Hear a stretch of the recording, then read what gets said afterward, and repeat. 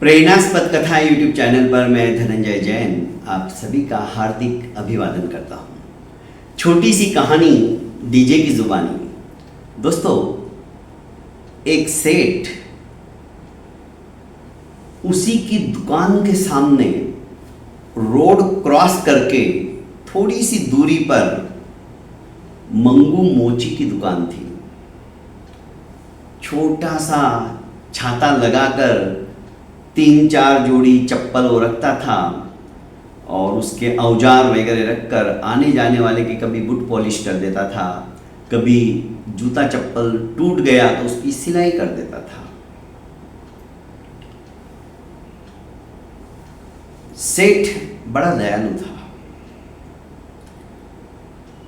एक दिन सेठ ने अपने नौकर रामदास से कहा कि रामू, जाओ ये चप्पल मंगू से सिला के लाओ और जो मांगे पैसा उतना पूरा दे देना। रामू ने वैसा ही किया और 15 दिन हुए। सेठ ने रामू को फिर से भेजा वही चप्पल लेकर।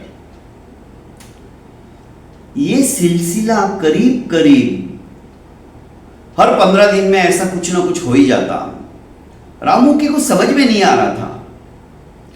एक दिन क्योंकि रामू अपने काम में उलझा रहता था और सेठ इधर चप्पल को उधेड़ने में लगे रहते थे। रामू ने एक दिन वो सब देख लिया। रामू ने कहा कि मालिक, अच्छी खासी चप्पल सिली हुई है, आप उसको उधेड़ रहे हो फिर से? आप ऐसा क्यों कर रहे हो?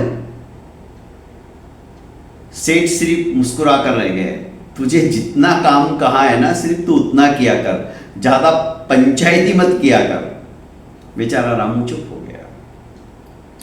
थोड़ी देर बाद जब चप्पल पूरी उधेड़ गई तो रामू को देते हुए कहा कि जा उस मंगू के पास और चप्पल सिलवा के ला।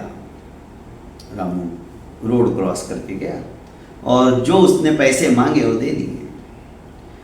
पर जब वापस आए रामू जी तो मालिक से बोले कि मालिक, आज कुछ भी हो, मेरे मन के अंदर तरह तरह के सवाल उद्भूत हो रहे हैं कि आखिर आप ऐसा करते क्यों हो?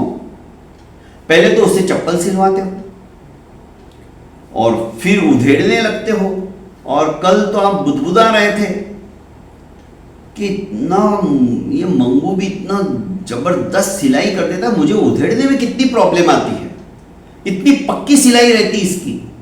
और इधर मंगू भी सोच रहा था ये सेठ कैसे चप्पल पहनता है, हर 15 दिन में 10 दिन में इसकी चप्पल वापस फिर से खराब हो जाती है, वापस सिलाई करनी पड़ती है। मेरी सिलाई में आज तक कोई प्रॉब्लम आया नहीं है, आखिर ये करता क्या है?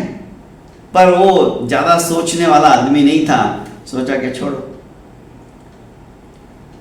सेठ ने देखा कि आज रामू मानने वाला नहीं है तो सेठ ने कहा कि देखो, मैं जानता हूं जो मंगू है ना, बहुत स्वाभिमानी व्यक्ति है। उसकी सहायता करने के लिए यदि मैं उसके पास कुछ भेज दूं तो लेगा नहीं, वो भूखा मर जाएगा। पर फ्री का ऐसा कुछ किसी का एहसान वो ले नहीं सकता है। ये बात मैं अच्छी तरह से जानता हूं और इस बात को मैं आजमा चुका हूं। उसके स्वाभिमान को भी ठेस नहीं पहुंचे और मेरी जो वृत्ति है सपोर्ट करने की, सहायता करने की, सहयोग करने की, उसमें भी कमतरता ना आए, इसलिए उसी की सिली हुई चप्पल को मैं जबरदस्ती उधेड़ता हूं और वापस सिलाने के लिए भेजता हूं। पर मालिक, आप ऐसा क्यों करते हो? सेठ ने कहा, मैं उसी दिन करता हूं जब सवेरे से लेकर 11 बजे तक भी मंगू की दुकान पर कोई गिराहिक नहीं आता है, कोई कस्टमर नहीं आता है, कोई पॉलिश वाला नहीं आता है, कोई सिलाई करने के लिए नहीं आता है जूते चप्पल।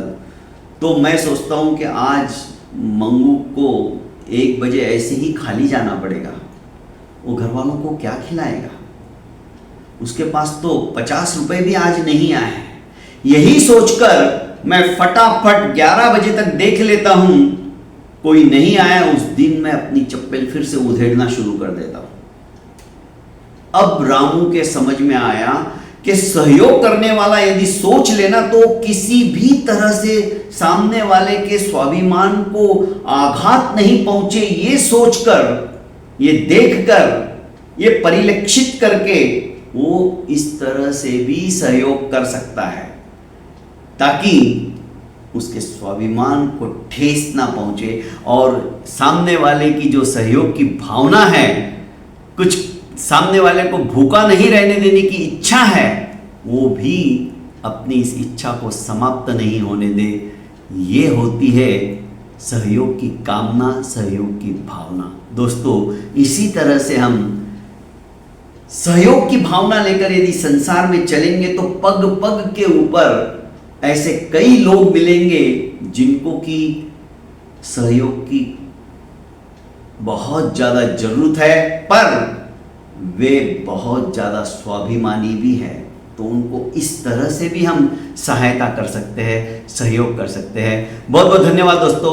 प्रेरणास्पद कथा यूट्यूब चैनल को आपने लाइक, शेयर एवं सब्सक्राइब नहीं किया है तो कर लीजिए और ज़्यादा से ज़्यादा अपनों को शेयर कीजिए। प्रणाम।